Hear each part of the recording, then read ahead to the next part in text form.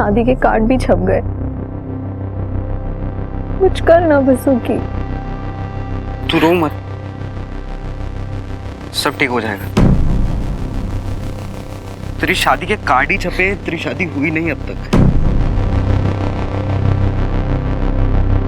मैं देखता हूं।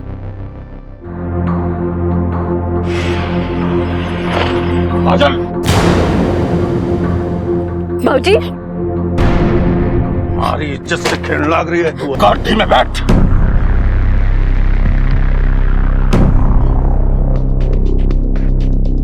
गाड़ी में बैठ। ठाकुर साहब, मेरी बात सुनिए। मेरी बात, हमारी इज्जत से खेलने लग रहा तू। साहब मेरी बात सुनिए। अगली बारी अगर हमारी काजल के आसपास भी दिखाई दिया ना तो गोली मार दूंगा। ठाकुर साहब, आप भले ही मुझे गोली मार दो, लेकिन मेरी काजल पर हाथ भी मत उठाना। तेरी काजल के बोल लग रहा तू। सब के बोल लग रहा तू। मुझे आप रहने दीजिए, मैं नीचे देश में संभालूंगा। समझा इसे। अगली बारी अगर कहीं काजल के आसपास भी दिखाई दिया ना ये तो 100 टुकड़े करवा दूंगा मैं इसके। भाऊजी, आप काजल को ले जाइए, इसे मैं ऐसी सबक सिखाऊंगा जिंदगी भर याद रखेगा।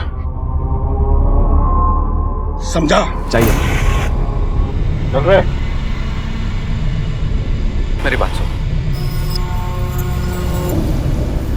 जान प्यारी नहीं है तुझे? मेरी जान तो काजल है, और वो नहीं मिली तो मैंने वैसे ही मर जाना है। इतना प्यार करता है तू उससे? हाँ, सभी जानते हैं, तुम भी तो जानते हो। फिर क्यों अलग करना चाहते हो हमें?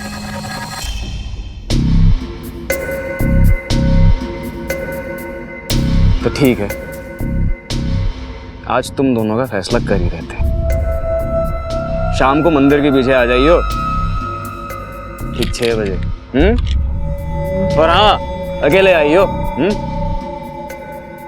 ओए, रुके, अकेले आइयो।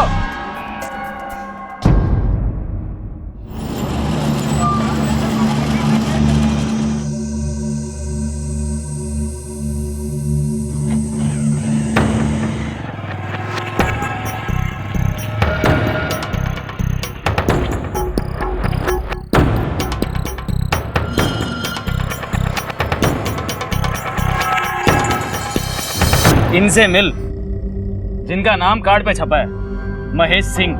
इनकी होने वाली काजल से शादी। अभी सुबह तूने कुछ और, इसको यार क्या मतलब? ठंडा हो जाए यार, तेरा भी इंट्रोडक्शन कराता हूँ। ये बासुकी, काजल का आशिक। कहता है काजल से बहुत प्यार करता है। अबे दो कौड़ी के लड़के काजल के बारे में सोचने की तेरी हिम्मत कैसे हो गई? मैं छोड़, मैं लड़ो मत। तुम दोनों को यहाँ लड़ने के लिए नहीं बुलाया हूं मैंने। एक मकसद है मेरा।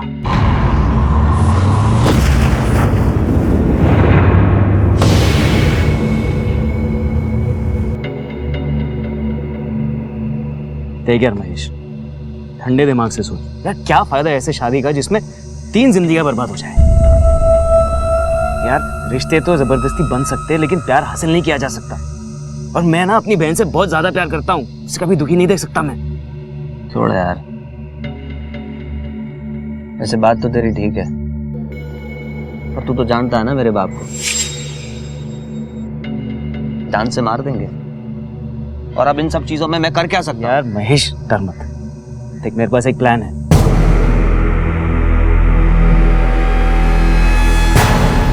ये एक भाई का अपनी बहन की खुशी के लिए किया गया सीधा फैसला था, या एक खौफनाक जुर्म के खेल की शुरुआत थी जिसमें दांव पर लग गई थीं कई जिंदगियां।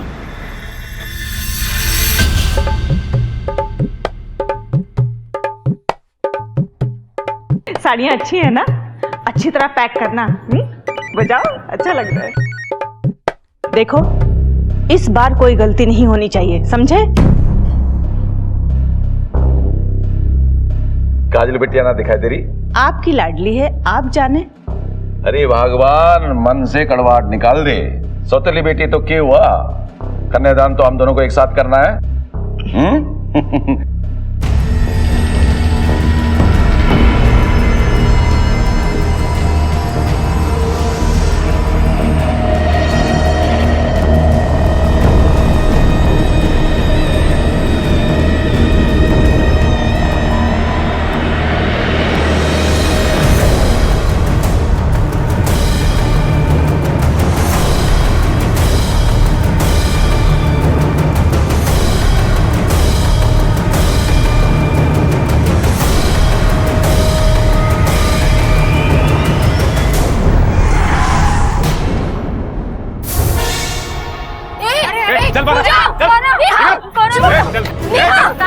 पूजा भैया प्लीज छोड़ो मुझे।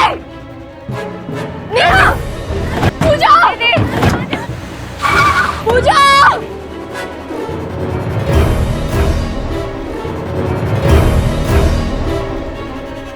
Hello hello police. ये प्लानिंग शुरू हुई थी दिल्ली से सटे हुए इलाके प्रकाश नगर में, जहां एक भाई ने अपने पिता की मर्जी के खिलाफ जाकर अपनी बहन को उसके प्रेमी से मिलाने का कदम उठाया था। कई बार हम हालात का जायजा लेने में चूक जाते हैं। जो होता है वो दिखाई नहीं देता और जो दिखाई देता है वो होता नहीं। हमारी इज्जत से खेलना रहा है। आज मैं किस्सा खत्म कर डालूंगा, छोड़ूंगा नहीं इसे। हमारी इज्जत से खेलेगा। ठाकुर साहब एक मिनट, कहाँ जा रहे हैं आप? सुधीर, आज तो हमारे घर के मामले में कानून को बीच में मत ला। ठाकुर साहब आप भी कानून को अपने हाथ में ना लो। कैसी बात करने लग रहा है सुधीर? वो कल का छोकरा हमारी इज्जत से खेलने लग रहा है और हम उसका कुछ ना करें, हाथ पे हाथ धरे बैठे रहे। मैं ऐसा कुछ भी ना कह रहा ठाकुर साहब। काजल मेरी भी बिटिया जैसी, और हमारे पीआई साहब राजवीर सिंह जी उस लड़के को बासुरी ढूंढने गए हैं। आप शांति से काम लो जी, सब ठीक हो जाएगा। आप शांति से इनकी बात तो सुन लीजिए। तो चुप कर सुधीर। अगर शाम तक हमारी बेटी काजल घर ना पहुंची ना तो मने कोई रोक ना पाएगा। हमारी इज्जत और हमारी पगड़ी।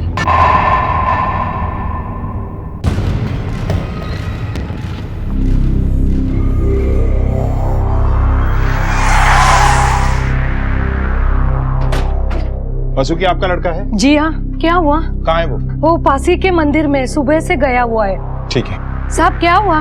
मेरे बासुकी ने क्या किया? साहब बताइए ना। किशोर बेटा थोड़ा जल्दी जल्दी साफ कर लो बेटा। किशोर जी सर। वासुकी नाम का कोई लड़का आया यहाँ? जी। कब से आया मंदिर में? वो सुबह से मंदिर का काम कर रहा है, कुछ दिनों से तो माता की बहुत सेवा कर रहा है। बहुत अच्छा लड़का है। चौधरी,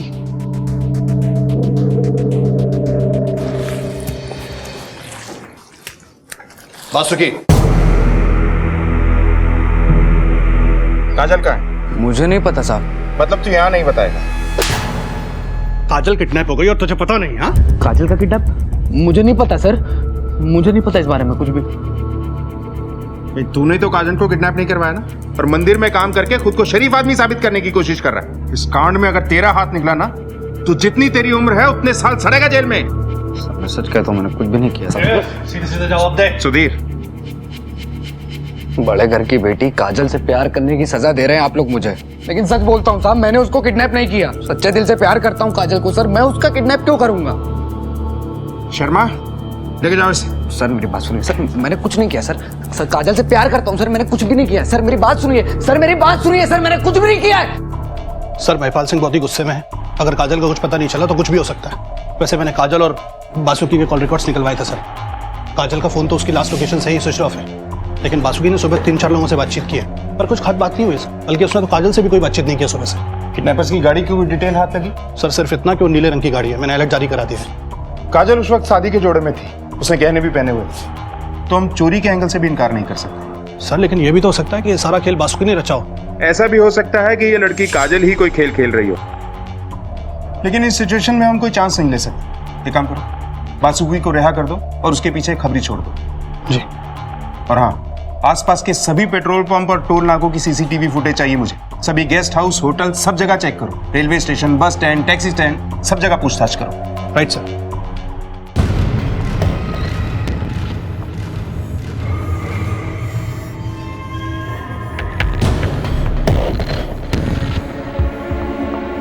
काजल,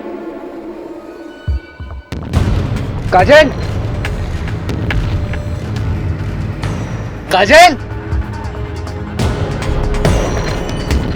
काजल, काजल, काजल, काजल, काजल, काजल।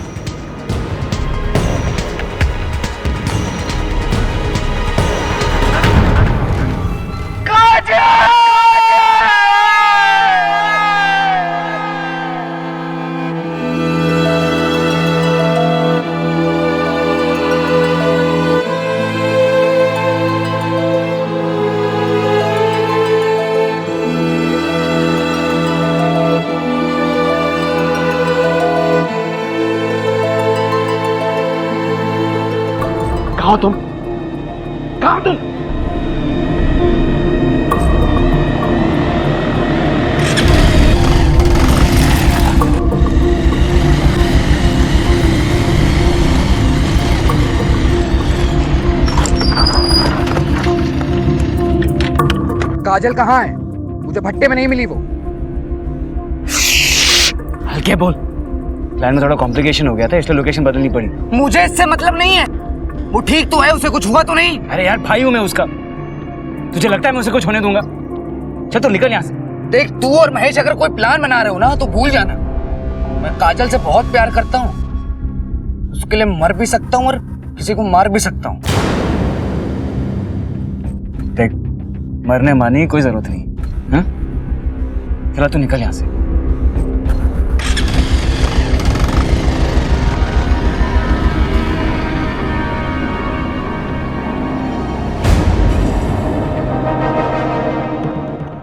ए महेश, गाड़ी साइड में ले, गाड़ी साइड में ले।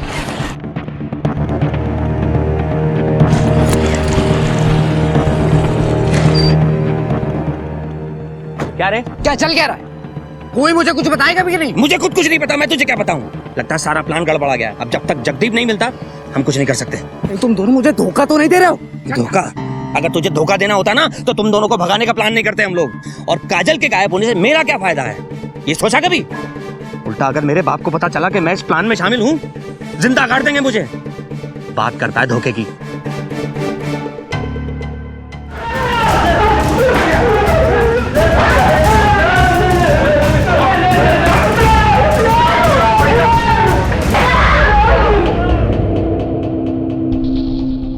सर कुछ भी हाथ नहीं लग रहा है सर। सर जितने भी चार्जशीटरों को राउंड पे लिया है, कुछ खास जानकारी बाहर नहीं आ रही है सर। सर्कमस्टेंसेस तो बासुकी की तरफ इशारा कर रहे हैं। हो ना हो इस सबके पीछे बासुकी का दिमाग है। ये सारा किडनैपिंग का प्लान उसी ने बड़ी सफाई के साथ रचा है सर।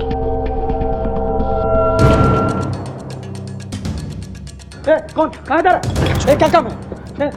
छोड़ दे मुझे, मैं ठाकुर साहब से मिलना है। छोड़ दे। काम क्या? ठाकुर साहब नहीं खा लेते। ठाकुर साहब मुझे मेरी काजल से मिलवा दीजिए सर। हिम्मत कैसी भी यहाँ आने की? ठाकुर साहब, मैं आपकी जिंदगी भर गुलामी कर लूंगा, मुझे एक बार काजल से मिलवा दीजिए सर। वीर सिंह, राधे, सोने को जब तक मारते रहो जब तक ये काजल का पता ना बता दे। मार सोने। ठाकुर साहब।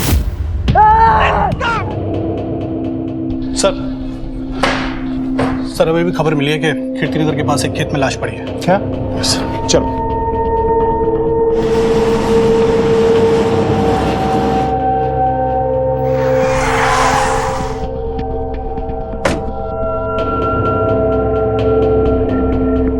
हट जाइए प्लीज, यहां से हट जाइए।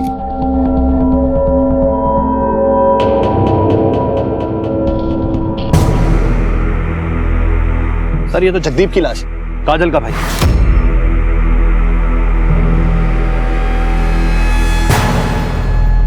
सर लगता है इसके सर पे वार किया गया।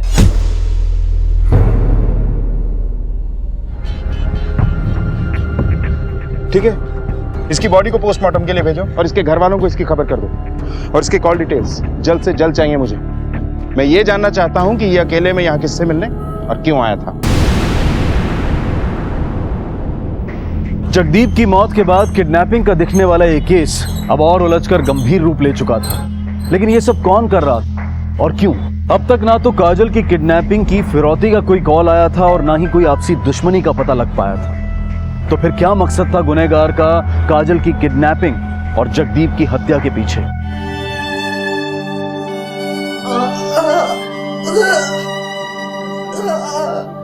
तूने एक बार भी सोचा अगर तुझे कुछ हो जाता तो मेरा क्या होता? तू परेशान मत हो माँ, काजल को मिल जाने दे। मैं और काजल मिलकर तेरा बहुत ख्याल रखेंगे।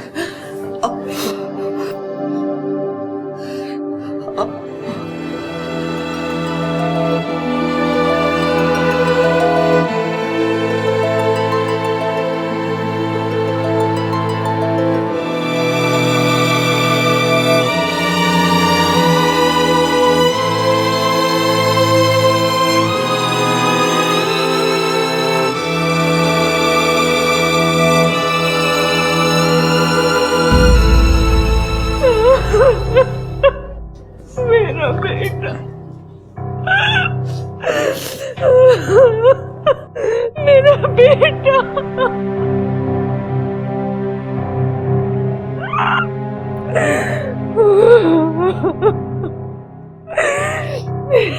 हम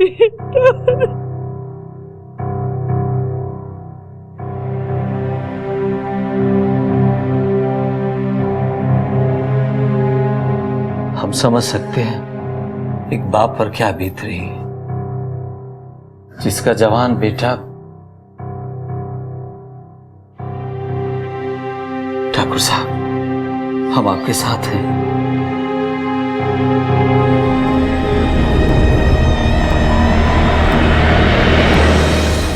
सर, खबरी ने बताया कि जगदीप की मौत से कुछ घंटे पहले उसकी बातचीत बासुकी के साथ हुई थी। सर, मुझे लगता है कि बासुकी कुछ ऐसा जानता है जो हम नहीं जानते। ये बासुकी कहाँ है?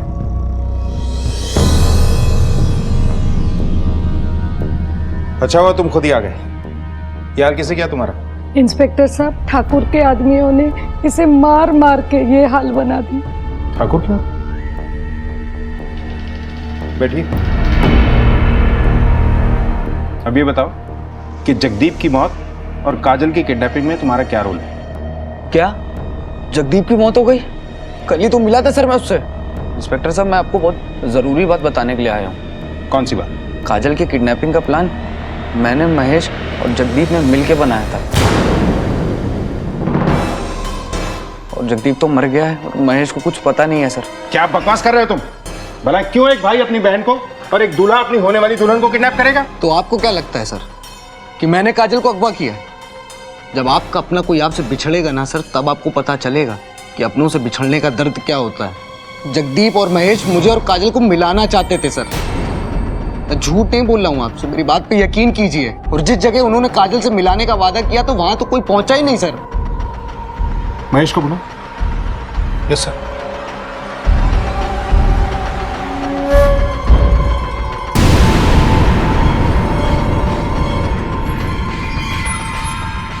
सर, मैं सच में कुछ नहीं जानता। ये सारा प्लान जगदीप का था। लेकिन मेरे पास एक प्लान है। मैंने अपने दोस्त से बात करके एक गाड़ी और 2 आदमियों का इंतजाम कर दिया है। शादी वाले दिन पे काजल को ब्यूटी पार्लर से आते हुए किडनैप कर लेंगे और उसे भट्टे पे ले जाएंगे। वहाँ वो उसे बासुकी से मिलवाएंगे और महेश तू उन्हें जयपुर भेज देगा। हमारी हरकतों पर पुलिस और सबकी नजर होगी, इसलिए उस दिन हम आपस में एक दूसरे से फोन पे बात नहीं करेंगे। और हाँ बासुकी, उस दिन सबसे पहले शक तुझ पे जाए, इसलिए उस दिन तू यहाँ मंदिर में ही रहना। तुम लोगों ने शादी ब्याह को खेल समझ रखा है क्या? ये सब कुछ पहले बता देते तो जगदीप की मौत नहीं होती और काजल को ढूंढ निकालने में मदद मिलती। माफ कर दीजिए सर, गलती हो गई, लेकिन मेरी काजल को ढूंढ निकालिए। न जाने सर मेरी काजल किस हालत में होगी। हो गया तुम्हारा ड्रामा खत्म, कर ले अपना काम।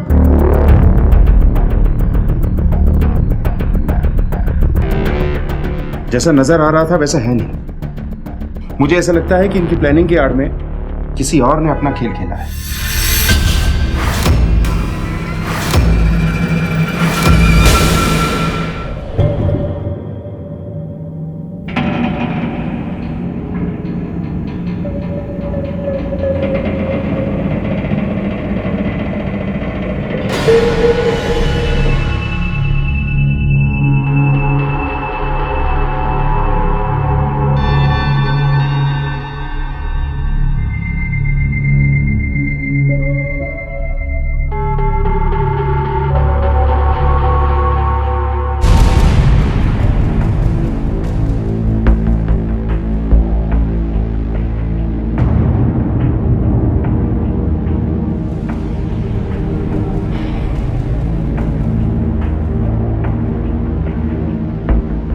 ये लो 1.5 लाख रुपया।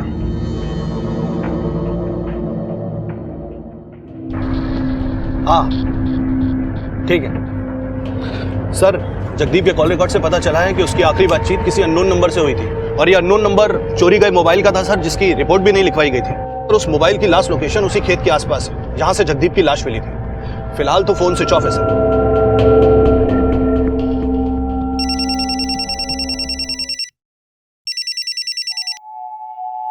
हाँ अभिषेक बोल। हेलो पापा। क्या रे? किसको फोन लगा रहा है? अभिषेक क्या हुआ? फोन लगाता है? आज तेरे को बताता हूँ। रुक साले। The number you have called is currently switched off. The number you have called is currently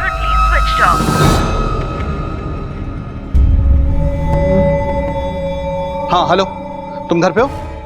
अभिषेक से बात कराओ। अभिषेक घर कुछ बता के गया है? नहीं कुछ नहीं, मैं बताता हूं तुम्हें। हाँ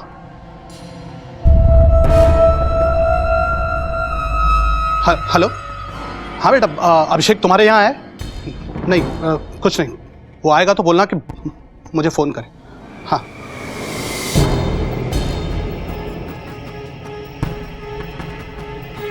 सर, अभी अभिषेक का फोन आया था सर, मेरे बेटे का।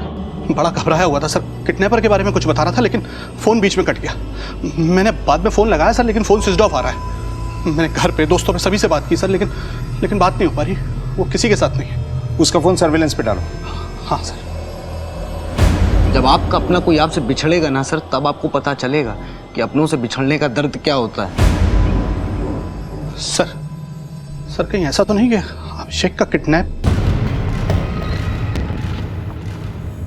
चलो। महेश और बासुकी द्वारा जगदीप के बनाए प्लान का राज खुल जाने के बाद पुलिस असमंजस में पड़ गई थी। एक तरफ सब कुछ प्लान के मुताबिक हो रहा था और दूसरी तरफ प्लान बनाने वाला खुद अपने ही प्लान का शिकार बन गया था। और अब तो गुनहगार का हौसला इतना बढ़ चुका था कि सब इंस्पेक्टर के बेटे अभिषेक की किडनैपिंग के पीछे उसी का हाथ होने की संभावना ने सबके होश उड़ा दिए थे। अक्सर हमें लगता है कि पुलिस वाले दूसरों के दुख समझ नहीं पाते, पर असल में उनकी ड्यूटी ऐसे कठिन हालात से घिरी होती है जहां उन्हें गुनहगारों को पकड़ने के अलावा और कोई सुध-बुध नहीं होती।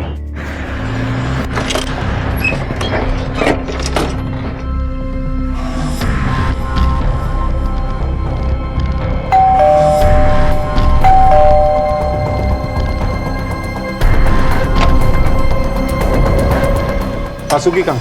यहाँ नहीं है। सुधीर, घर की तलाशी लो अच्छी तरह। जी सर।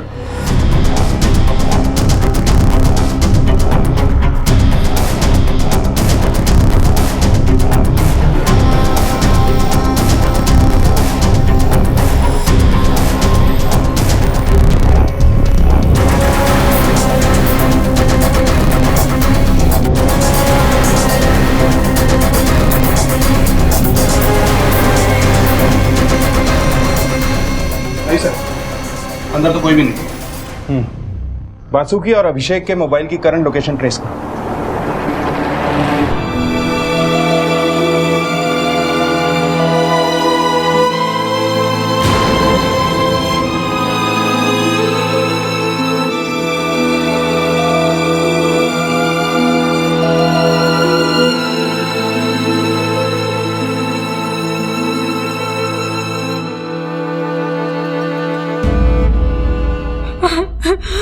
आज मैं पीएसआई सुधीर की बीवी नहीं, अभिषेक की मां बन के आई हूँ।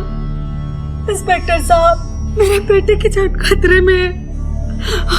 आप उसे बचा लीजिए, प्लीज उससे बचा लीजिए। आप टेंशन मत लीजिए, आप पानी पीजिए। घबराइए नहीं, हम बहुत जल्द उसे ढूंढ निकालेंगे। इन्हें छोड़ के आओ।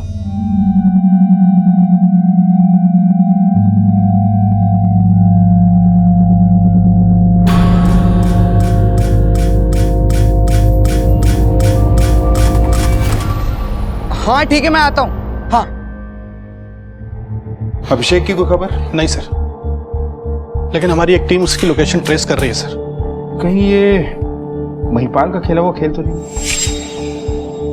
मुझे नहीं लगता सर। महिपाल सिंह एक दबंग आदमी है सर। वो चाहे तो अपनी बेटी को सरेआम गोली मार सकता है, लेकिन ये किडनैपिंग का खेल नहीं खेलता सर। और वैसे भी मामला अब उसके इकलौते बेटे की मौत से जुड़ गया है सर। मुझे नहीं लगता सर।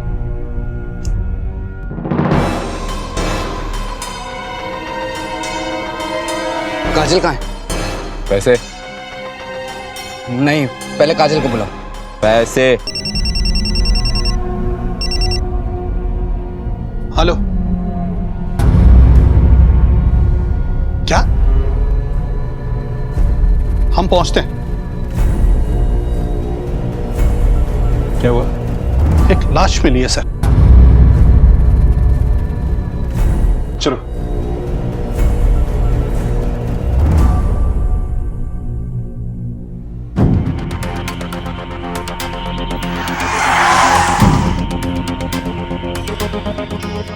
हट जाइए प्लीज, हटिए यहाँ से।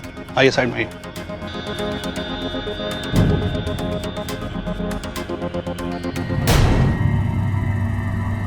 लगता है काजल को भी बड़ी बेरहमी से मारा गया। बॉडी को पोस्टमार्टम के लिए भेजो और महिपाल सिंह की फैमिली को इन्फॉर्म करो। जी सर।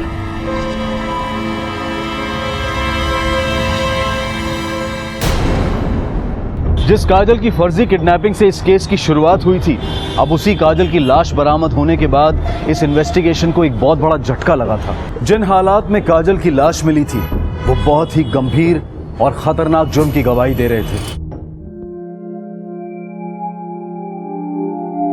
बेटी का कन्यादान करने चला था, अब क्रियाकर्म करना पड़ रहा है। इंस्पेक्टर साहब, काजल का उन दोनों में कई बार रेप हुआ था और 2 लोगों के सैंपल भी पाए गए सीमेंट के। उसके सर पर किसी भारी चीज से चोट की थी जिसकी वजह से उसकी मौत हो गई। हेलो,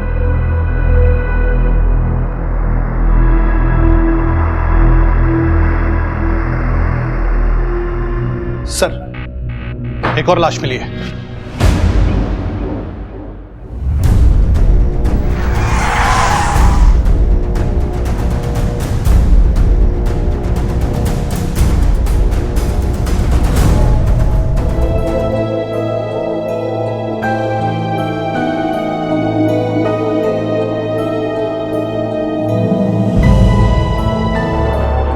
सर, ये तो बासुकी है। इसके भी सर पर सर वैसे ही वार किया गया है जैसे जगदीप के साथ हुआ था। बासुकी और जगदीप की लाशें जिस तरह से मिली हैं, लगता है कातिल को एक ही है और आसपास है। अच्छा, वो पेट्रोल पंप और टोल नाके की फुटेज का क्या हुआ? फुटेज मिल गई सर। हमारी एक टीम उसे बारीकी से स्कैन कर रही है। ये जो भी है या तो बहुत शातिर है या फिर कोई इन्हें पनाह दे रहा है। साहब, मैंने कल शाम इस लड़कों को दीवारों पर पोस्टर लगाते हुए देखा था।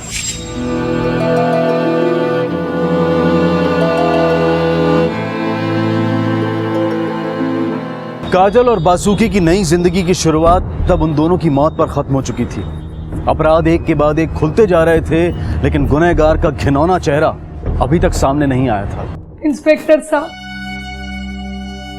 क्या दोष था मेरे बासुकी का? इतना ही ना कि उसने प्यार किया, उसने अपनी छोटी आंखों से बड़े सपने देखे। देखिए, हमें बासुकी की मौत का बेहद अफसोस है। मैं आपको विश्वास दिलाता हूँ कि हम उसके कातिलों को बहुत जल्द ढूंढ निकालेंगे और सख्त से सख्त सजा देंगे।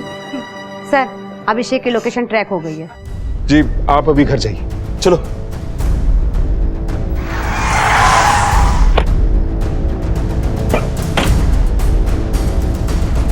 सर, ये तो महिपाल सिंह का पुराना गोडाउन है।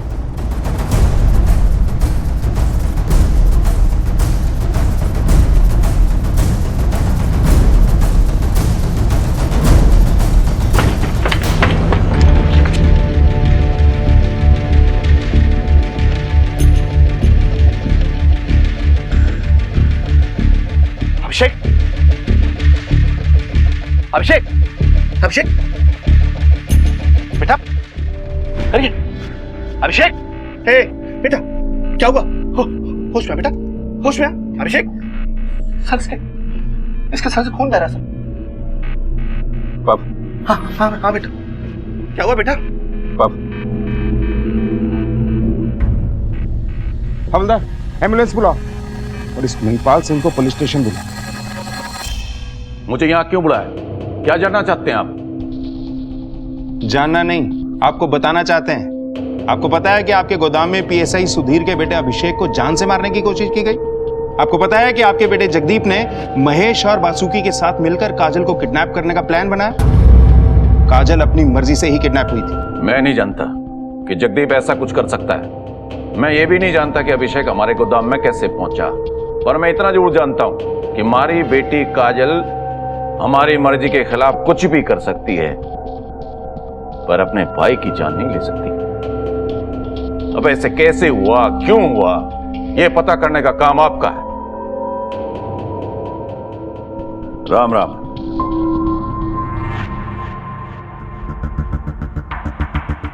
मैं उन दोनों को अच्छी तरह से जानता हूं। दोनों चकरपुर के लखन और बबलू हैं। दोनों का प्लान जयपुर जाने का था। तुम उन्हें इतनी अच्छी तरह से कैसे जानते हो? क्योंकि तीसरा किडनैपर मैं खुद था। मैंने रखा तो उन्हें अपने काम के लिए था। लेकिन ऐसा लग रहा था कि वो किसी और के लिए काम कर रहे हैं। क्या बकवास कर रहा है सुधीर? होश में तो है सुधीर? छोड़ो, दिमाग खराब हो गया तेरा। क्या बकवास कर रहा है? छोड़ो उसे, मैंने कहा।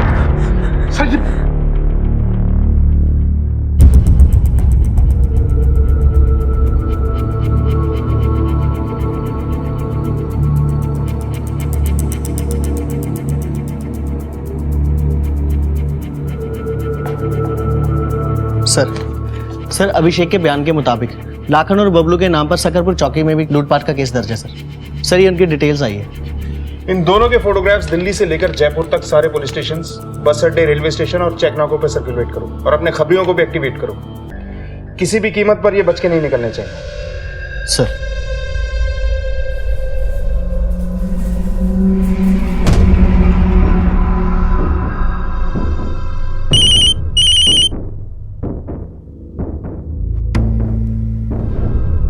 सर, मुड़का का पेट्रोल पंप से फोन आया।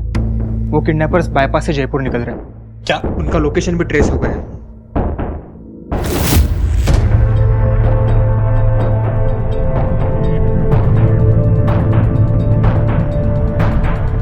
ये पुलिस कहां से आ रही है? क्या कर रहा है? अबे भगा!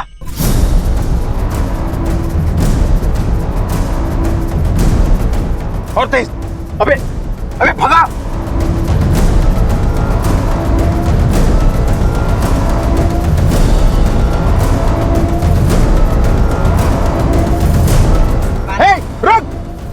आगे लाओ, इसके आगे दबाओ।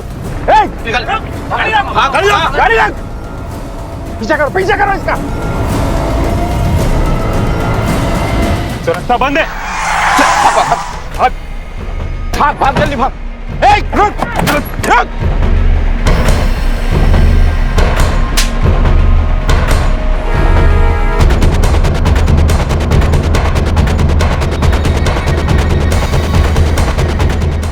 साले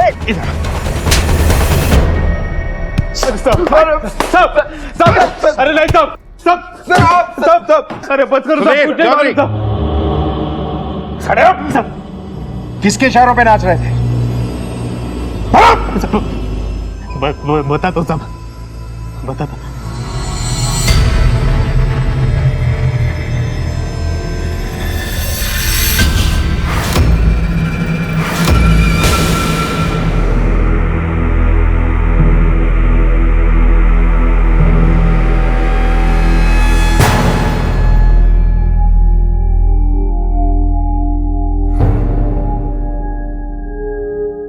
भाऊजी,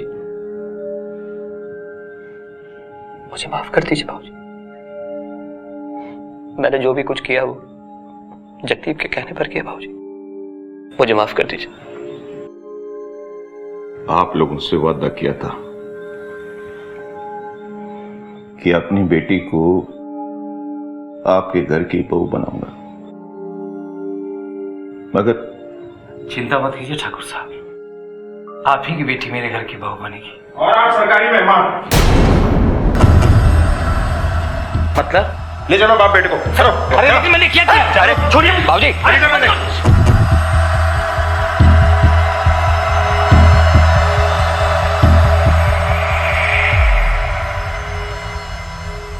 हमें यह क्यों लाया गया है? तुम्हारे मुंह से तुम्हारी काली करतूतें उगलवाने के लिए। चौधरी,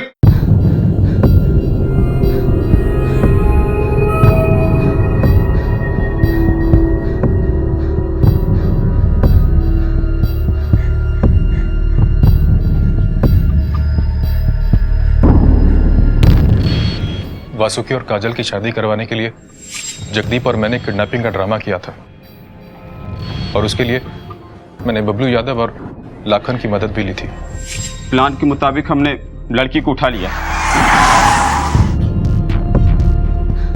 फिर फोन आया कि काजल को भट्टे पे न ले जाकर किसी और लोकेशन पे ले जाना है और जान से मार देना था। उनके पास तुम्हारा नंबर कहां से आया? सर, जगदीप के प्लान के हिसाब से मुझे सिर्फ इतना करना था कि काजल और वासुकी को यहाँ से भगाने के बाद जयपुर में उनके रहने का इंतजाम करूं, और इसीलिए मेरे पास वो नंबर था जो ये तीनों इस्तेमाल कर रहे थे, और इसके बारे में मैंने पिताजी को पहले ही बता दिया था। 'शादी के कुछ दिन पहले ही मुझे तहसीलदार से ये खबर मिल गई थी कि महिपाल सिंह अपनी जायदाद अपने बेटे जगदीप और बेटी पूजा के नाम कर रखी है। सोचा शादी के बाद कोई रास्ता निकालूंगा, मगर जैसे ही महेश ने इनका प्लान मुझे बताया, मेरे दिमाग में एक और प्लान आ गया। काजल को तो मारना ही था, पर उसकी खूबसूरती सांप बनकर हमारे दिमाग को ढस रही थी।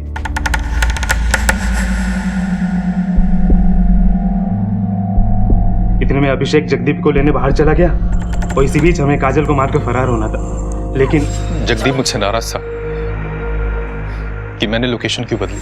मुझे बताए बिना लोकेशन चेंज क्यों की? मुझे काजल से अब मिलना है। मैं सड़क के किनारे से जगदीप को लेकर वापस आ रहा था तो हमने देखा कि बबलू काजल को अपनी हवस का शिकार बना रहा है। जगदीप गुस्से में बबलू पर टूट पड़ा और इतने पे पीछे से लाखन ने जगदीप के सर पर लोहे की रॉड से वार कर दी। हमने अभिषेक को बहुत डराया धमकाया कि हम जैसा कहते हैं वैसा करो। मेरी आंखों के सामने मेरी बहन काजल की इज्जत को तार तार किया जा रहा था, लेकिन मेरे पास कोई चारा नहीं था सिवाय इसके कि मैं इनके साथ मिले रहने का नाटक करूं। मैंने मौका पाकर पापा को कॉल करने की कोशिश की थी। क्या रे? शक तो इस पर हमको पहले ही से था, लेकिन जब फोन पे बात करते हुए देखी तो यकीन हो गया। प्लीज मत मारो। और क्या करता है? रुक, बताता हूं तेरे को आज। रुक साले! इसे भी मार डाला, पर ये बच गया। पहले मुझे महिपाल सिंह की आधी प्रॉपर्टी का सपना था, लेकिन जगदीप के मरने के बाद मैं उसकी पूरी प्रॉपर्टी हथियाने के सपने बुनने लगा। लेकिन ये बबलू और लाखन काजल को छोड़ने का नाम ही नहीं ले रहे थे। इनकी पैसों की भूख बढ़ती जा रही थी। बासुकी को क्यों मारा? बासुकी तो इश्क में अंधा होकर खुद ही हमारे चुंगल में फंस गया। उसने जगह जगह पोस्टर छपवाई कि काजल का पता लगाने वाले को 1.5 लाख रुपया इनाम दिया जाएगा। बबलू ने बासुकी को फोन पर काजल की आवाज सुनाई और पैसों के साथ बुलाया। हाँ ठीक है, मैं आता हूँ। हाँ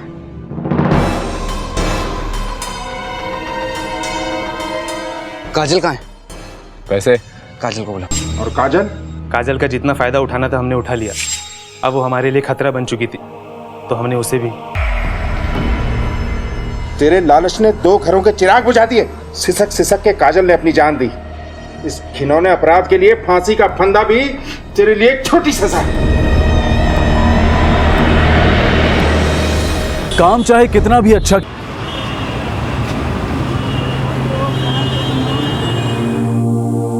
परिवार और समाज का निर्माण इसलिए हुआ ताकि इंसान को इंसान का साथ रहे, हमारी जिंदगी में खालीपन ना आने पाए,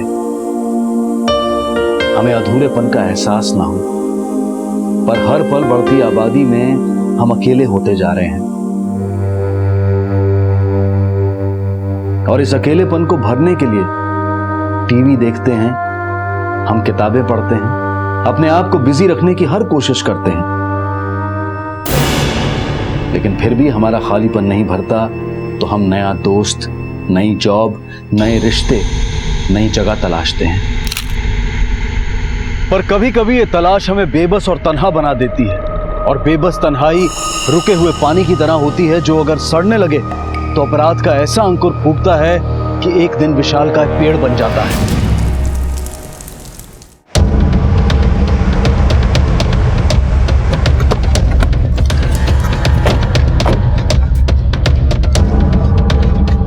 हटिए, पीछे हटिए, पीछे हटिए।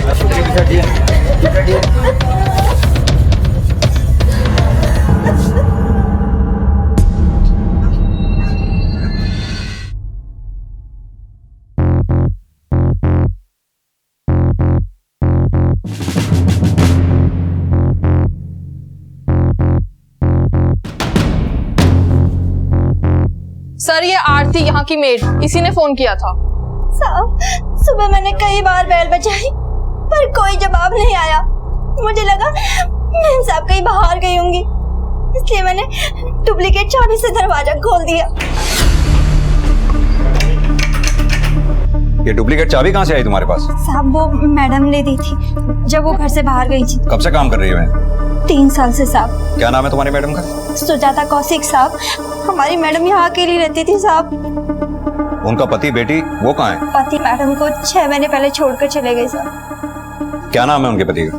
सर प्रियांक कौशिक। उनकी बेटी? मयूरी दीदी ने मैडम के खिलाफ जाकर अपनी मर्जी से शादी कर ली साहब। किससे? कार्तिक साहब से साहब। वो यहाँ पर दीदी को गाना सिखाने आते थे साहब। शादी के बाद वो दोनों कभी घर वापस नहीं आए। हमारी बहन साहब बिल्कुल अकेली पड़ गई थी साहब। उनकी जिंदगी में अकेलापन और सूनेपन के सिवाय कुछ भी नहीं था साहब। सर, अलमारी और लॉकर तो लॉक्ड है, लूट का भी कोई साइन नहीं है और विक्टिम का मोबाइल भी नहीं मिला है। तुम्हारी मैडम मोबाइल यूज करती थी? हाँ साहब, मैडम का नंबर है मेरे पास। ये है। उनके पति और बेटी का? हाँ साहब, मैंने आपको कॉल करने से पहले उन्हीं को कॉल किया था और फोन लगा नहीं था साहब। कहाँ रहते हैं वो लोग? ये नहीं पता साहब। हाँ, उनका नंबर है मेरे पास। हटो, पीछे हटो। सर, सुजाता और सुजाता की बेटी का फोन स्विच ऑफ आ रहा है और सुजाता का पति फोन रिसीव नहीं कर रहा है। एक काम करो, इन तीनों के कॉल रिकॉर्ड निकालो। इस सेपरेटेड फैमिली के अंदरूनी डिस्प्यूट्स, मर्डर से पहले इन तीनों के बीच का लेन देन, चाल ढाल, व्यवहार, सब कुछ, और मेड के बयानों की सच्चाई, उसकी कुंडली, सब कुछ, पड़ोसियों का नजरिया, रवैया, हर इंफॉर्मेशन को खोद निकालो। पता तो चले ये अपराध का बीज किसी अपने ने बोया है या फिर गैरों ने। Okay sir. अपराध के बीज बोने से पहले अक्सर गलतफहमी, झूठ और फरेब के गड्ढे भी खोदे जाते हैं। सुजाता भी ऐसे ही किसी धोखे का शिकार हुई थी। उसका अतीत और वर्तमान एक जटिल पहेली था जिसकी हर परत में एक राज छुपा हुआ था। लेकिन पुलिस सबसे पहले मौका वारदात पर उस ऊपरी सुराग को खोज रही थी जहां से अपराधी अक्सर अपने बचाव की लंबी सुरंग खोदने की फिराक में होता है। सर, अब पिछले 10 साल से यहाँ रह रहा हूँ। सुजाता और उसके आदमी में अक्सर झगड़ा होता था, चिल्लाने की आवाज भी आती थी, यहाँ तक कि बर्तन फेंकने की आवाज भी आती थी। सर, सुजाता की लड़की भी अपने बाप जैसी ही निकली। एक लड़के के प्यार में उसने माँ को छोड़ दिया। सुजाता उनकी शादी के खिलाफ क्यों थी? वो एक मामूली सा म्यूजिक टीचर था, पर मयूरी थी कि उसके प्यार में पागल थी। सर, मुझे तो ऐसा लगता है कि कहीं इसी ने तो। मतलब? क्योंकि जब से मयूरी की शादी हुई है वो इस घर में आई नहीं और कल सर मैंने उसे देखा। वो यहाँ आई थी? हाँ, मैंने कल उसे सुजाता के घर से निकलते हुए देखा था।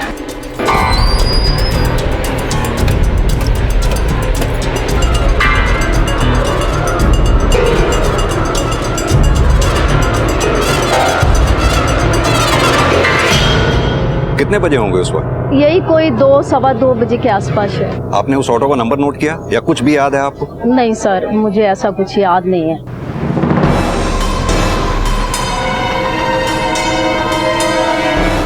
सर, सुजाता का हस्बैंड फोन रिसीव नहीं कर रहा है। उसके नंबर पे मैसेज छोड़ दिया है, शायद कॉल बैक करें।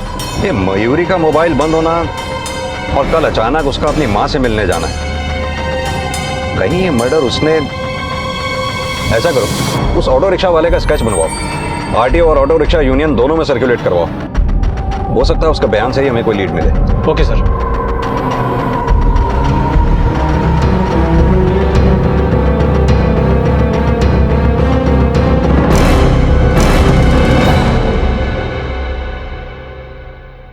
सर, पोस्टमार्टम रिपोर्ट के मुताबिक सुजाता का मर्डर गला घोट के किया गया और उसके बाद गला काटा गया। इस हत्या के पीछे गहरी दुश्मनी लगती है। मर्डर का डेट और टाइम? सर, 7 अगस्त दिन में 2 बजे के आसपास। इसी दिन और इसी टाइम के आसपास तो मयूरी को सुजाता के घर से निकलते हुए देखा गया था और उसके फोन की लोकेशन से भी ये बात कंफर्म होती है कि मयूरी 1:55 से 2:17 तक पटेल नगर में ही मौजूद थी। कहीं ऐसा तो नहीं इन्हीं 22 मिनटों में माँ बेटी की कड़वाहटें नफरत में बदल गई हों और बेटी के हाथों माँ का कत्ल हो गया। मयूरी के फोन रिकॉर्ड्स के मुताबिक वो पटेल नगर से करोल बाग की तरफ गई। फिर उसने 2:42 पे प्रियांक को फोन किया, 14 सेकंड्स तक उससे बातें की। फिर 2:53 पे उसका फोन करोल बाग में बंद हुआ। ये मेड ने मयूरी के पति और पिता के जो नंबर दिए हैं वो पटेल नगर के एड्रेस पे ही रजिस्टर्ड हैं। उनका करंट एड्रेस निकलवाओ। Okay sir.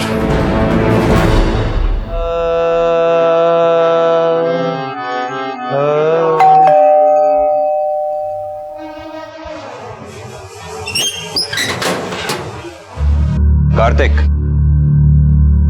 हाँ सर, मैंने मयूरी को 1-2 बार कॉल किया था लेकिन उसका फोन नहीं लगा था। हो सकता है उसके फोन की बैट। पर सर आप ये सब मुझसे क्यों पूछ रहे हैं?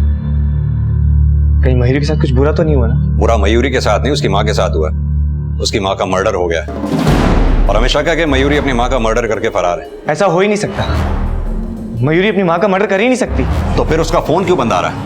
और अगर उसका फोन बंद था तो तुमने अपनी सास को फोन क्यों नहीं किया? सर वो मेरी उनसे बातचीत तो मयूरी की भी बंद थी 3 महीनों से, फिर अचानक। सर मयूरी को उनकी याद आ रही थी। याद आना और हत्या वाले दिन ठीक वहां जाना इत्तेफाक नहीं, साजिश। सर आप कहना क्या चाहते हैं? यही कि ये राग इत्तेफाकी हमारी समझ में नहीं आ रहा कि सुजाता जैसी रईस माँ की बेटी ने इस घर के किराएदार से दिल कैसे लगा लिया। सर मयूरी मुझसे सच्चे दिल से प्यार करती थी और 1 साल पहले जब मैंने मयूरी को संगीत सिखाना शुरू किया तो मुझे नहीं पता था कि हम दोनों इतने करीब आ जाएंगे। मयूरी की आवाज में एक इनहेरेंट पेन था, शायद इसलिए कि बचपन से वो अपने इस दर्द में पली कि उसके पेरेंट्स कभी एक दूसरे के हमदर्द ही नहीं बने। मुझे तुमसे कुछ बात नहीं करनी है, प्लीज। अरे पर मैंने किया क्या है? आरती, अगर आपकी फाइल नहीं मिली तो मेरी प्रॉब्लम नहीं करनी है मुझे बात, तुम अंदर जाओ बस। आरती, मेरी लाल वाली फाइल कहाँ है? ढूंढो उसे। ढूंढो, जो चाहिए करो। हाँ, रंग आ गया किसी के।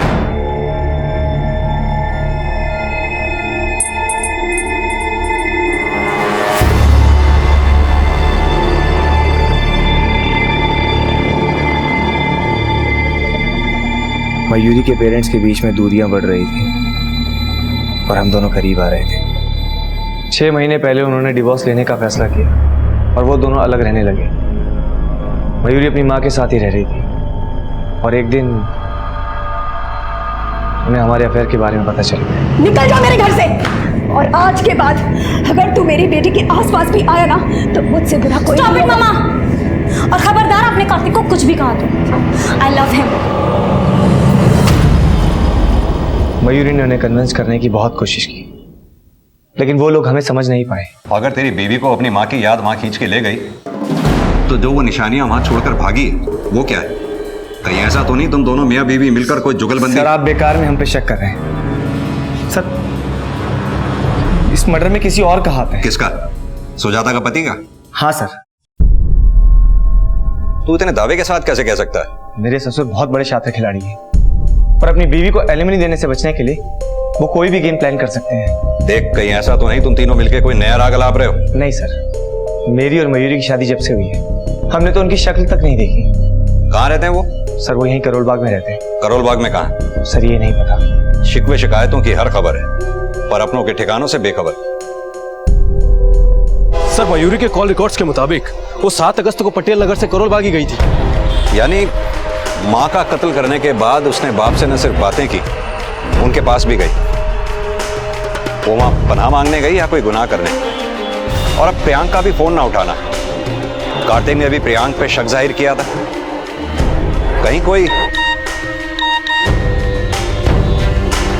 सर प्रियांक के ऑफिस का एड्रेस मिल गया है, ये करोल बाग का ही है।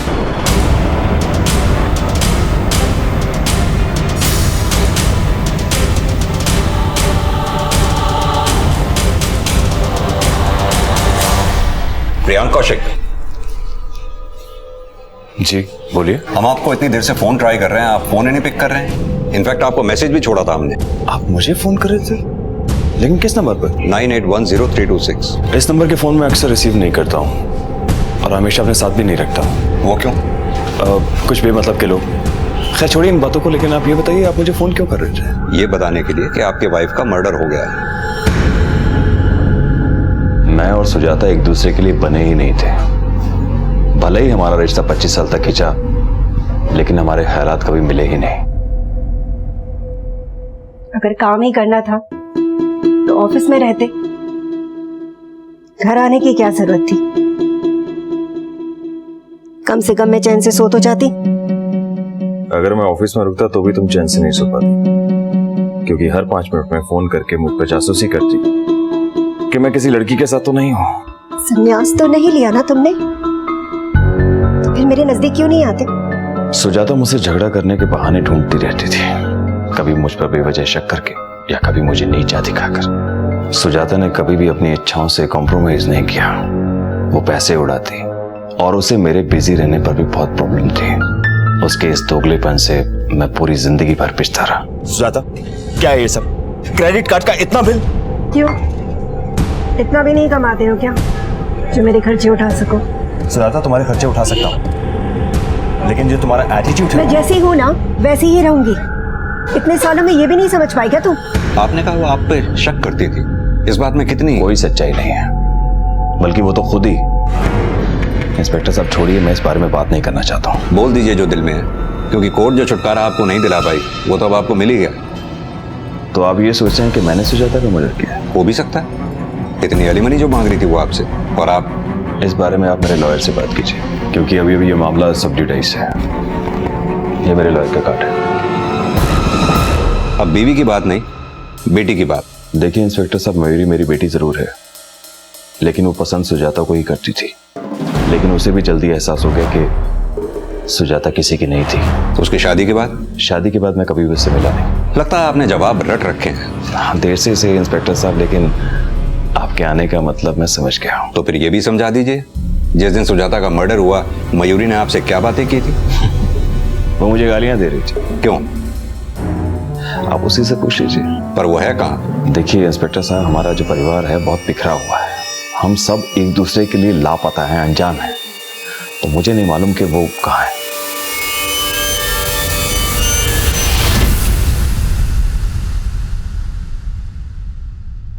सर, प्रियांक के एटीट्यूड से तो ऐसा लग रहा है कि उसको सुजाता की नहीं बल्कि अपनी बेटी की भी कुछ नहीं पड़ी है। हो सकता है प्रियांक ने मयूरी को सुजाता का मर्डर करने के लिए उकसाया हो। एक काम करो, इस प्रियांक का नया मोबाइल नंबर की कॉल डिटेल निकालो। बोल नरेश।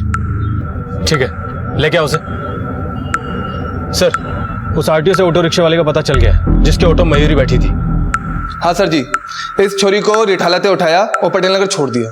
लेकिन ये तो पटेल नगर से करोल बाग भी गई थी। हाँ सर जी, करोल बाग भी गई थी, लेकिन पहले मैंने इसे पटेल नगर छोड़ा। यही रोक दे, ये लो। साहब, ये ऑटो से उतर के अपने घर गई तो मैं अपना ऑटो साफ करने लगा। मैंने सोचा और भी सवारी देख लेता हूँ यहीं पर। इतने में दौड़ के फिर आई और कहने लगी करोल बाग चल। अपनी माँ के घर से कितनी देर में वापस लौटी थी? साहब 4 से 5 मिनट हुए होंगे। अच्छा, जब इसने ऑटो किया, इस आदमी को तूने कहीं आसपास देखा था? अब साहब इतना तो ध्यान दिया नहीं। इतना तो ध्यान होगा कि उस लड़की को करोल बाग में कहाँ उतारा था तूने? हाँ साहब, अजमल खां रोड। बहुत तावड़ी मचा रही थी छोरी।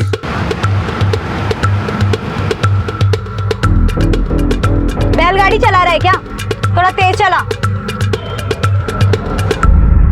हेलो, अभी तो तू जा सकता है, जरूरत पड़ने पर फिर बुलाएंगे तुझे।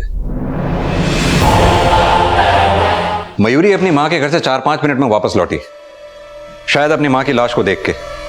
फिर वो वहां से करोल बाग प्रियांक के ऑफिस भी गई। मयूरी के गायब होने में प्रियांक का हाथ भी हो सकता है। एक काम करो, मयूरी की फोटोग्राफ शहर के हर पुलिस स्टेशन में सर्कुलेट करो। पता तो चले कि मयूरी के अचानक गायब होने के पीछे आखिर राज क्या है। Okay sir. 1 मिनट शर्मा, अगर प्रियांक ने अपना लॉयर अपॉइंट किया हुआ है तो सुजाता का भी कोई ना कोई लॉयर जरूर होगा, उसके बारे में पता करो। मियाँ बीवी की टकरार में सुजाता का नजरिया, प्रियांक की असल शख्सियत के बारे में उस लॉयर से हमें काफी कुछ पता चल सकता है। Okay sir.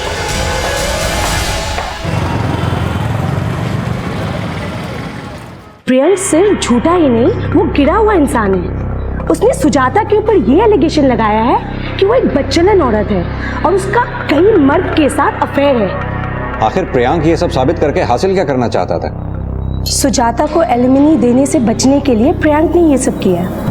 तो यानी आपके कहने का मतलब ये है कि सुजाता ऐसी औरत नहीं थी जैसा प्रियांक साबित करना चाहता था? यस सर, मैं सुजाता को अच्छे तरीके से जानती हूँ। वो बहुत ही स्वाभिमानी औरत थी सर। जब से डिवोर्स केस फाइल हुआ, सुजाता ने प्रियांक से 1 रुपया तक नहीं लिए। वो अपना गुजारा करने के लिए खुद ही पार्ट टाइम जॉब करती थी। जॉब? कैसी job? She was very good in writing और कई कंपनी के लिए उसने ऑनलाइन कंटेंट राइटिंग जॉब शुरू कर दिया।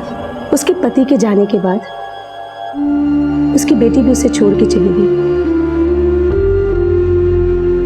और फिर वो बहुत अकेली पड़ गई। रिश्तों में हमेशा ही धोखा मिला बेचारी सुजाता को। और उसकी बेटी ने उस मर्द के साथ शादी कर ली जिसने उसकी माँ का रेप किया। What? It is true sir, Kartik ने सुजाता का रेप किया था। तो सुजाता ने कार्तिक के खिलाफ कोई FIR दर्ज नहीं की? Yes sir, this is the proof, आप देख सकते हैं।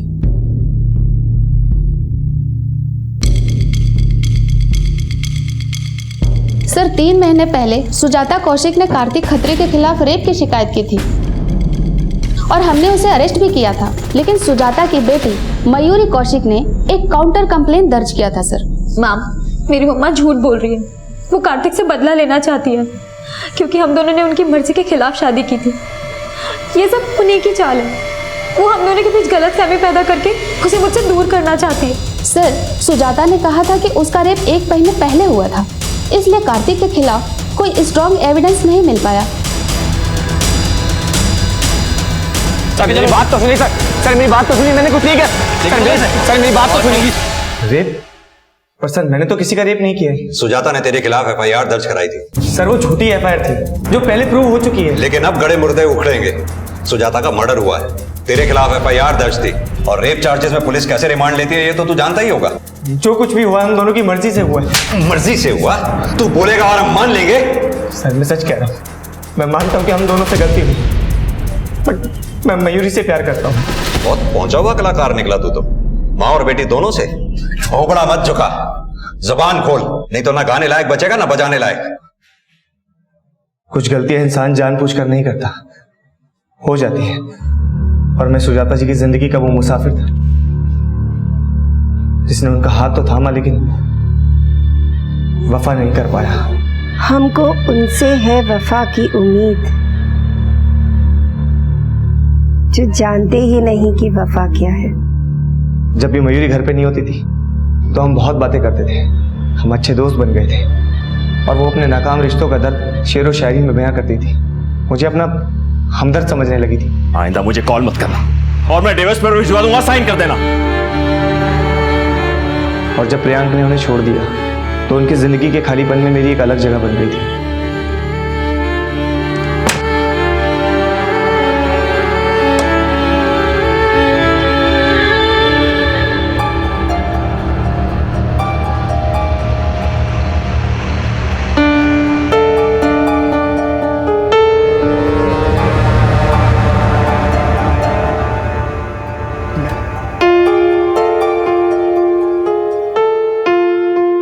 मैं 2 नावों पे सवार था, मुझे समझ में नहीं आ रहा था कि मैं किस नाव से अपना पांव खींचूं। मयूरी,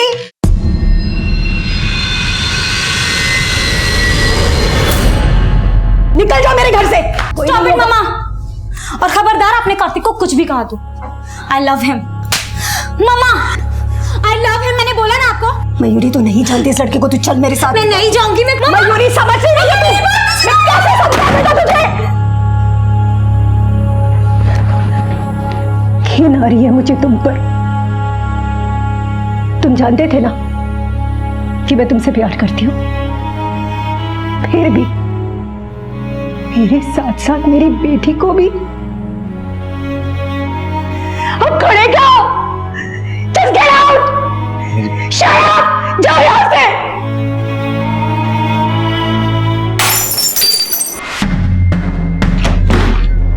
मयूरी, मयूरी, मेरे बेटा, ये क्या किया तूने मयूरी? सुजाता जी मेरे और उनके रिश्ते के बारे में मयूरी को बताने की हिम्मत जुटा नहीं पाई, और फिर हमने शादी कर ली। मयूरी को वापस अपनी जिंदगी में लाने के लिए उन्होंने मुझ पर रेप केस किया। मयूरी को मेरे ऊपर विश्वास था। सुजाता ने जो रेप के एलिगेशंस लगाए थे वो प्रूव नहीं कर पाई। लेकिन सच्चाई ज्यादा दिन तक चुपती नहीं है। मयूरी को जब तेरी असलियत के बारे में पता चला तो वो तुझे छोड़कर अपनी माँ के पास चली गई, लेकिन तूने सुजाता को पहले ही मार डाला, और शायद फिर मयूरी को भी। सर आप ये क्या कह रहे हैं? मेरे और सुजाता की बीच के रिलेशन के बारे में मयूरी को कुछ पता नहीं चला था। मेरा सिर्फ उससे झगड़ा हुआ था। कैसा झगड़ा? मयूरी ने मुझसे शादी तो की, लेकिन मेरे एक छोटे से फ्लैट और मामूली सी इनकम में एडजस्ट नहीं कर पा रही थी, और उस दिन गुस्सा होकर वो अपनी माँ के घर चली गई। वो कहाँ है और उसकी माँ का मर्डर किसने किया मैं नहीं जानता सर। मैं मानता हूँ कि मुझसे गलती हुई है, लेकिन मैं क्रिमिनल नहीं हूँ सर। पति, बेटी, दोस्त, हर रिश्ते ने सुजाता को चोट पहुंचाई। हर कोई उसे छोड़ चुका था। वो एक तन्हा जिंदगी जीने पर मजबूर थी, लेकिन फिर भी वो इस तन्हा जिंदगी में एक नई जिंदगी तलाश रही थी, और उसकी यही तलाश उसकी हत्या की वजह बनी। सुजाता का हर करीबी उसका दोषी नजर आ रहा था। प्रियांक और कार्तिक शक के दायरे में थे और मयूरी का लापता होना भी रहस्य बना हुआ था। सर, मैंने प्रियांक के दूसरे मोबाइल के कॉल रिकॉर्ड चेक किए। सुजाता की हत्या के एक दिन पहले उसके दोनों मोबाइल की लोकेशन उसके ऑफिस की ही थी। लोकेशन तो कार्तिक की भी उस दिन सुजाता के घर की नहीं थी, लेकिन यह भी तो हो सकता है कि कार्तिक और प्रियांक उस दिन बिना फोन के ही मर्डर करने गए। सर, ऐसा भी तो हो सकता है कि मर्डर मयूरी ने किया हो, क्योंकि मर्डर के बाद से वही लापता है।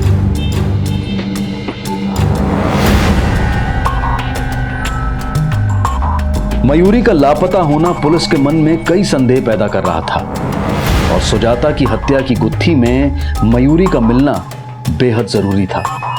लेकिन उसकी तलाश का अंत सुजाता की हत्या जितना ही भयानक था। हाँ, कौन? क्या?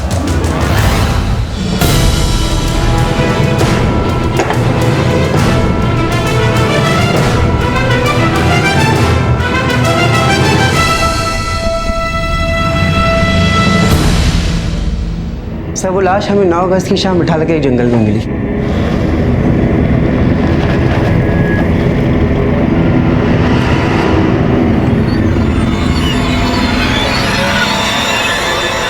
पोस्टमार्टम में हत्या की वजह? सर पर गहरे जख्म थे और किसी भारी चीज से वार भी किया गया था।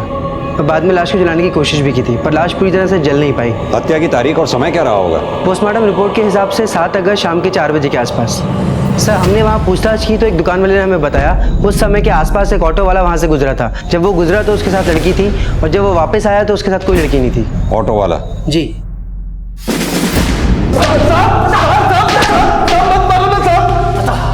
साहब, मैंने किसी को नहीं मारा साहब, सच कह रहा हूँ। झूठ मत बोल। 7 अगस्त को तेरे मोबाइल की लोकेशन वही थी जहां मयूरी का मर्डर हुआ था। अब तू सच बोलेगा या हम बुलवाएं? बताता हूँ ना साहब, 1 मिनट। साहब, वो छोरी ऑटो में भी बहुत चिक-चिक कर रही थी, तब भी मैंने उसे पटेल नगर छोड़ दिया साहब। यही रोक दे, ये लो।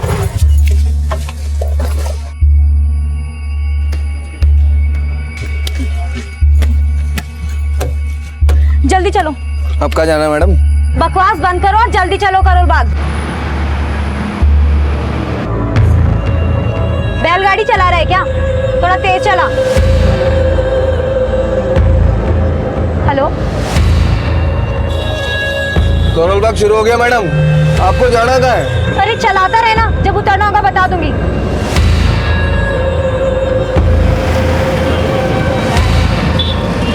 मैडम, करोल बाग तक पहुँच गए। आपको उतरना कहाँ है? अरे जहन्नुम में जाना है। कहाँ ना, जब उतरना होगा बता दूंगी। एक बात बोलूं मैडम, दिल्ली सेफ ना है लड़कियों के लिए। जहाँ जाना टाइम पे पहुंच जाओ, अंधेरा होने से पहले। तुम्हारा प्रॉब्लम क्या है? तुम थोड़ी देर चुप नहीं रह सकते अरे क्या? मैडम, एक बात ही तो बता रहा हूँ, इतनी गर्म क्यों हो रही हो? अब अगर अपना मुंह खोला ना तो मैं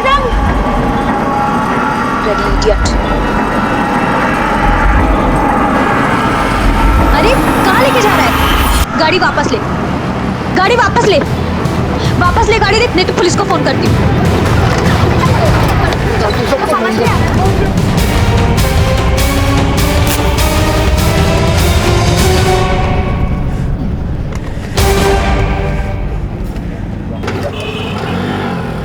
सब वो छोरी को बोलने की तमीज न थी और मुझसे गुस्सा बर्दाश्त नहीं होता। कोई बात नहीं, अब जेल में प्राणायाम करियो, फिर तेरा गुस्सा काबू आएगा। मयूरी की हत्या उसकी लापरवाही का अंजाम थी, लेकिन इस लापरवाही से कहीं ज्यादा बड़ी भूल उसने अपनी मां की बजाय कार्तिक पर विश्वास करके की, जो सुजाता की तन्हाई की भी वजह बना। और परिणाम यह कि ना सुजाता मयूरी की गलतफहमी दूर करने के लिए जिंदा बची और ना ही मयूरी को अपनी गलती सुधारने का मौका मिला। मयूरी की हत्या करने वाला अपराधी तो पुलिस की गिरफ्त में था, लेकिन सुजाता मर्डर केस अभी तक किसी नतीजे पर नहीं पहुंच पाया था। सर, मैंने कार्तिक और प्रियांक की एलिबी भी अच्छे से क्रॉस वेरीफाई की है, पर मुझे नहीं लगता कि सुजाता के मर्डर में इन दोनों का कोई हाथ है। अगर ये काम किसी घरवाले का नहीं है तो बाहर वाला ऐसा कौन हो सकता है जो सुजाता का मर्डर कर दे? सर, सुजाता के मोबाइल से मुश्किल से 2 से 3 कॉल रोज होते थे और घर में कोई लूट भी नहीं हुई है। लेकिन सुजाता का मर्डर भी तो उसी 4 दीवारी में हुआ ना, जहां वो अकेली रहती थी। उसकी तन्हाई के कुछ तो ऐसे राज होंगे जो उसकी हत्या की वजह बने। सर, सुजाता के घर उसके मेड के अलावा और कोई नहीं आता था। रात को 9 बजे ही इनकी घर की लाइट बंद हो जाती थी। और कोई खास बात जो आपने नोटिस की हो? सर पहले वो गार्डन में भी आ जाया करती थी, लेकिन पिछले 6 महीने से उसने गार्डन में भी आना जाना बंद कर दिया था। Thank you. सर आस पड़ोस के सभी लोगों से पूछताछ की, लेकिन कुछ खास इन्फॉर्मेशन नहीं मिली है। घर के सामने यही एक दुकान है छोटी सी, आओ जरा यहाँ पता करें, शायद कुछ पता चले। एक काम करो, तुम वहां पता करो, मैं यहाँ पता करता हूँ। Okay sir. ये सुजाता जी आप ही के यहाँ से सामान खरीदते थे? जी सर, वो हमारी दुकान से ही सामान खरीदती है। सुबह से शाम तक उनके यहाँ कौन कौन लोग आया जाया करते थे? सर मैं दुकान पे कम ही बैठता हूँ, वो लड़का है ना, वो आपको ज्यादा बेहतर बता सकता है। बुलाई। अरे संजय जी इधर आओ, देखो सर क्या पूछ रहे, बताओ। जी साहब। सुबह से शाम तक सुजाता जी के यहाँ कौन कौन लोग आया जाया करते थे? साहब सुजाता जी के यहाँ सुबह शाम नहीं, दिन के टाइम महफिल जमती थी। महफिल जमती थी मतलब क्या बताऊँ साहब, एक नंबर की कलेक्टर लिस्ट थी, बहुत लोगों का आना जाना था उसके घर पे। 7 अगस्त को कौन आया था उनके घर पे? साहब क्या 7 क्या 8, ये तो लोच का मामला था। इसे पहचानते हो? हाँ साहब, ये तो इसे बहुत पहले छोड़ के चला गया था, मगर बाद में इसे नहीं देखा। और ये? साहब ये बहुत आता था, मगर काफी टाइम से इसे भी नहीं देखा। इनके अलावा और कौन कौन लोग आया जाया करते थे? बहुत लोग आते थे साहब। इनमें से किसी का स्केच बनवाने में हमारी मदद कर सकते हो? अच्छा, जो ज्यादा आता था उसका करवा सकता हूँ। सर सुजाता के लॉयर का कहना था कि प्रियांक सुजाता को कोर्ट में करेक्टरलेस साबित करना चाहता था, कहीं इस बात में वाकई सच्चाई तो नहीं है? ये प्रियांक और लॉयर दोनों को बुलाओ, पहले इन्हीं का नजरिया समझ लेते हैं। Okay sir. देखिए इंस्पेक्टर साहब, अपनी जुबान खोलकर मैं अपनी मरी हुई बीवी को बदनाम नहीं करना चाहता था, लेकिन हाँ उसका अफेयर था। किससे? मैंने सुजाता के खिलाफ सबूत इकट्ठा करने के लिए एक प्राइवेट डिटेक्टिव हायर किया था और उसी ने हमें ये फोटोग्राफ दिए। ये भुवन चतुर्वेदी है, उसका कॉलेज का फ्रेंड। पिछले दिनों ये काफी मिल रहा था सुजाता से।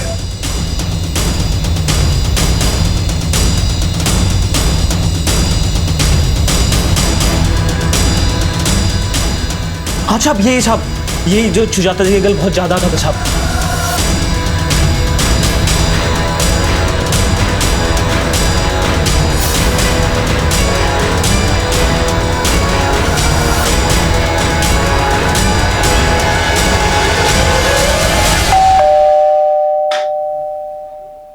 भुवन चतुर्वेदी यहीं रहते हैं? हाँ, सुजाता से मेरा मिलना जुलना था, पर आप ये सब क्यों पूछ रहे हैं? क्योंकि 1 हफ्ता पहले सुजाता जी का मर्डर हो गया है। व्हाट? जी। सुजाता और मैं बहुत अच्छे दोस्त थे कॉलेज में, उसके बाद हमारे रास्ते अलग अलग हो गए। बहुत सालों बाद सोशल नेटवर्किंग साइट के थ्रू हम टच पे आए, बस इसी तरह हमारी बातचीत का सिलसिला शुरू हो गया।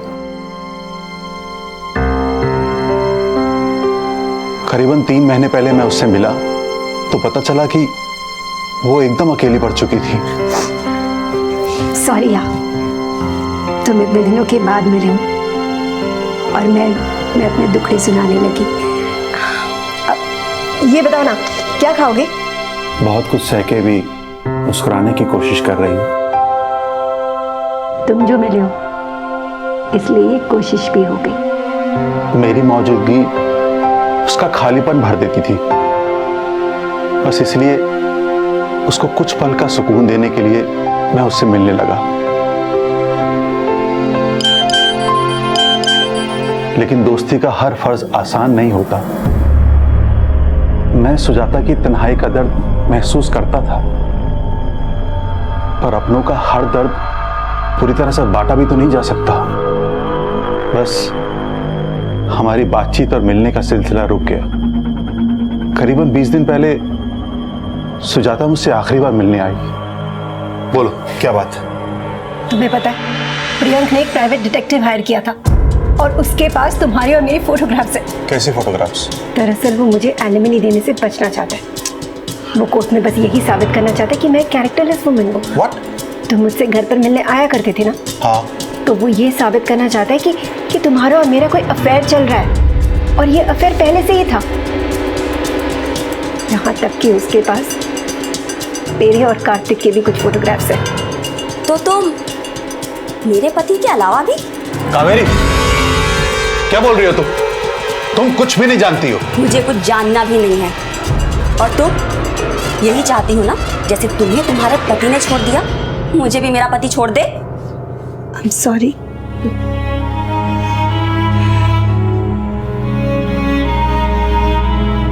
सॉरी भुवन, मुझे तुम्हें अपनी परेशानियों में घसीटना नहीं चाहिए था।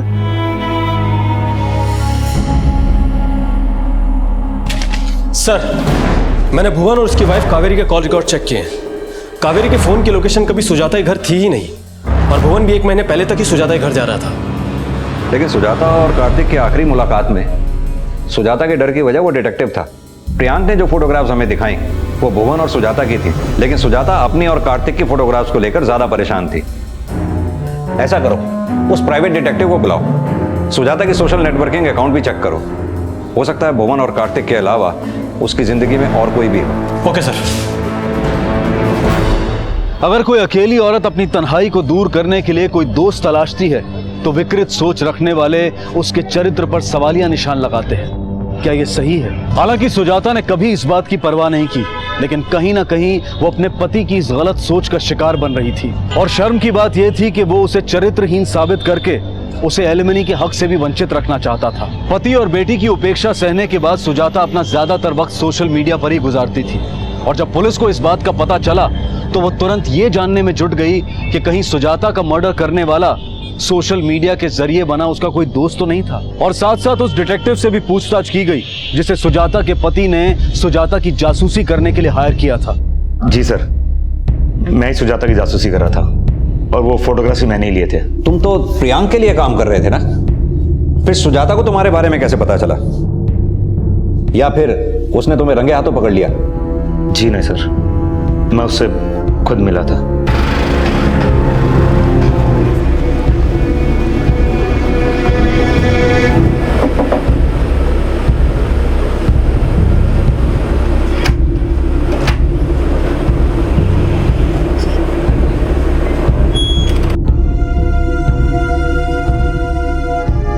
उन फोटोग्राफ्स को सीक्रेट रखने के लिए मैंने उससे पैसे मांगे थे। कितने पैसे मांगे थे? 5 लाख। लेकिन सर उसके पास पैसे नहीं थे। उसने मुझे सिर्फ 50,000 रुपये दिए और ये बोला कि वो अपनी एलिमनी का 10% मुझे देगी और ये फोटोग्राफ्स मैं लॉयर को ना दूँ। लेकिन तुमने जो फोटोग्राफ्स प्रियांक के लॉयर को दिए वो? सर मैंने सुजाता भुवन के फोटोग्राफ्स दिए थे जो कि बहुत नॉर्मल थे, लेकिन सुजाता और कार्तिक के नहीं दिए थे। सुजाता से तुम आखिरी बार कब मिले थे? तकरीबन 20-22 दिन पहले सर। 7 अगस्त को तुमने कोई? उसके बाद में मैंने कोई फोटोग्राफ्स लिए और ना मैं कभी मिला सर। ठीक है, तो तुमने जो जो फोटोग्राफ्स लिए हैं वो सब हमें दिखाओ।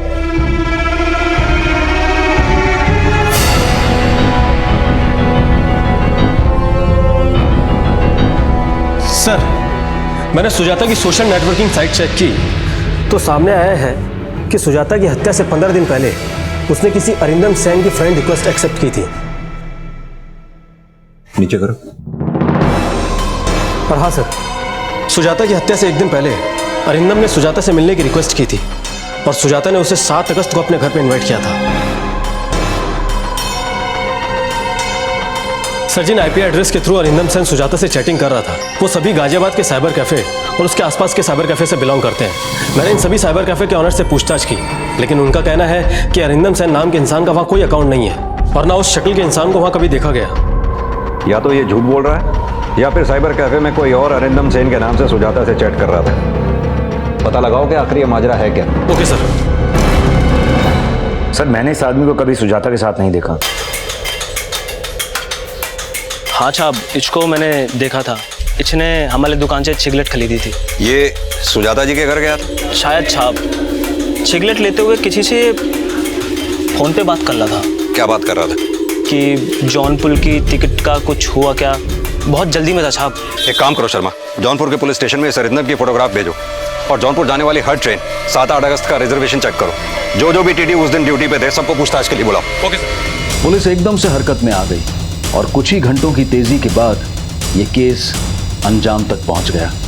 ऐसा करिए, आप जौनपुर के आसपास के स्टेशन में ही पता करिए, कोई लीड मिले तो मुझे इन्फॉर्म कीजिएगा। ठीक है। सर, हमने सब जगह पूछताछ की, रेलवे स्टेशन, बस स्टैंड, लेकिन अरिंदम का कुछ भी पता नहीं चला। लेकिन सर एक बात समझ में नहीं आ रही है, अरिंदम ने सुजाता का मर्डर किस इरादे से किया होगा?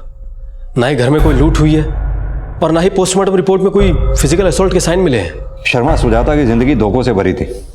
दोस्तों में जिंदगी तलाशने वाले अक्सर जिंदगी गंवा बैठते हैं।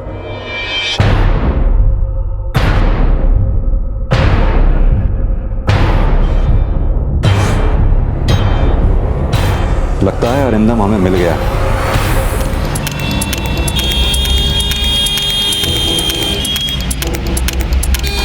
सर वो कह रहा था कि उसके चाचा का एक्सीडेंट हो गया, वो वहां चला गया।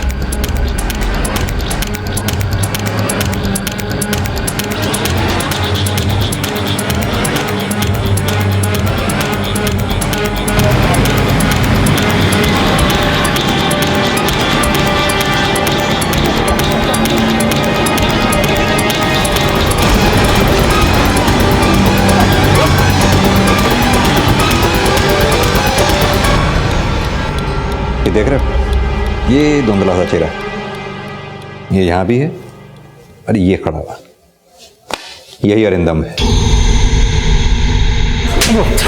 बता दो, बता, बोल। साहब, सुजाता जी ने मुझे खुद उकसाया था साहब। अच्छा। हाँ साहब, सुजाता जी को दोस्त बदलने का शौक था, तो मैं भी अपनी किस्मत आजमाना चाहता था साहब।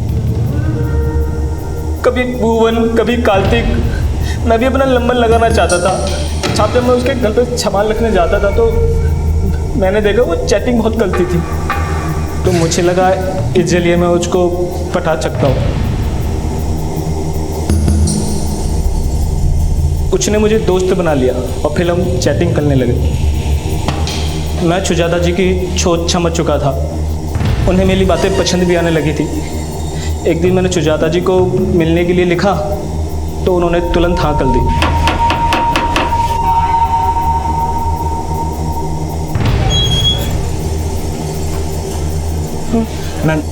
मैं लग देता हूँ। ये लो, बाकी का बाद में एडजस्ट कर लूंगी। हाँ सुजाता जी, आप बहुत सुंदर लग रही हैं। Thank you. मैं अच्छा लिखता हूँ ना? मैं जबान छाप करने की प्रैक्टिस भी कर रहा हूँ। वो सब ठीक है, पर अब तुम जाओ।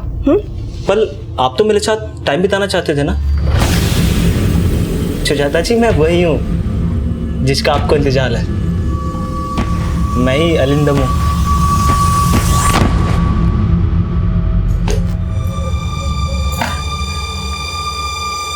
अच्छा नहीं किया तुमने।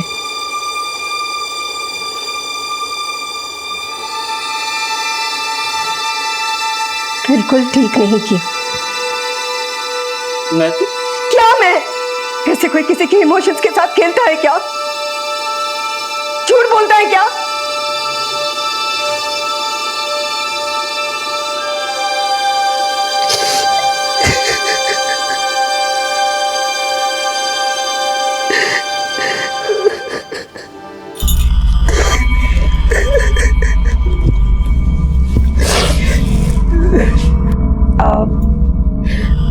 देखो, रो मत।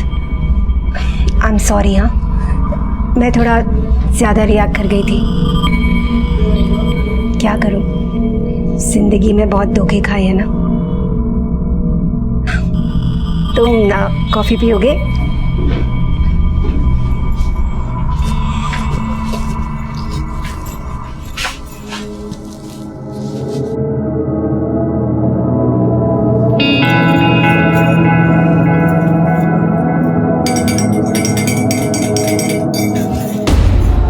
ये क्या कर रहे थे तुम?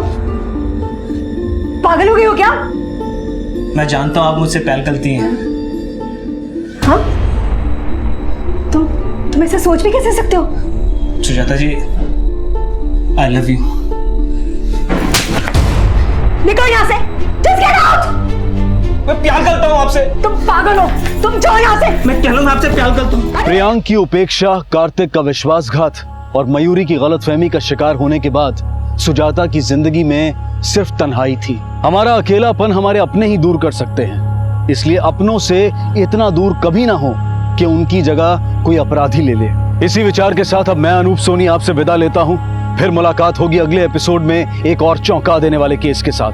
तब तक अपना और अपने परिवार का ख्याल रखें और देखते रहें क्राइम पेट्रोल डायल 100। सबक एक को सीख हम सबको। जय हिंद। क्राइम पेट्रोल के और भी दिलचस्प कहानी देखने के लिए हमारे चैनल को सब्सक्राइब करें और बेल आइकॉन दबाना न भूलें। क्राइम पेट्रोल के और भी दिलचस्प कहानी देखने के लिए हमारे चैनल को सब्सक्राइब करें और बेल आइकॉन दबाना न भूलें।